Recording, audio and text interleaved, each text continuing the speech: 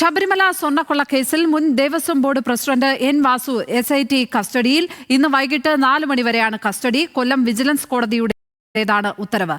ഷമീർ അബ്ദുള്ളാണ് വിവരങ്ങളുമായി ചേരുന്നത്. ഷമീർ, വീണ്ടും കസ്റ്റഡിയിൽ വാങ്ങിയിരിക്കുകയാണല്ലേ എൻ വാസുവിനെ?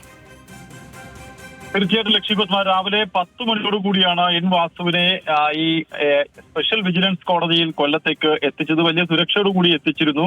മാധ്യമപ്രവർത്തകർക്കടക്കം കോടതിക്കുള്ളിലേക്ക് പ്രവേശനം ഇല്ലായിരുന്നു. അടച്ചിട്ട കോടതി മുറിയിൽ ഈ വാദം തുടർന്നു. ഇന്ന് വൈകിട്ട് വരെ കസ്റ്റഡിയിൽ വിട്ടു നൽകണം. ഈ കേസിൽ ചില നിർണായക വിവരങ്ങൾ എൻ വാസുവിൽ നിന്ന് അറിയാനുണ്ട്.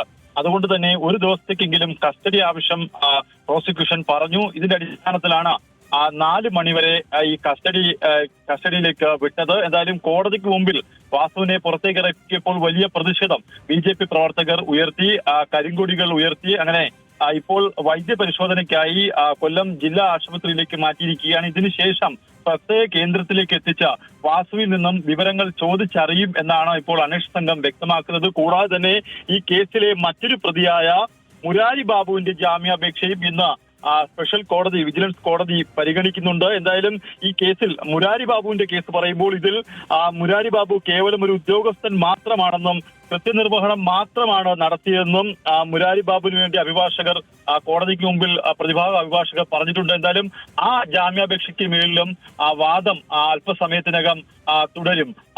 ലക്ഷ്മി.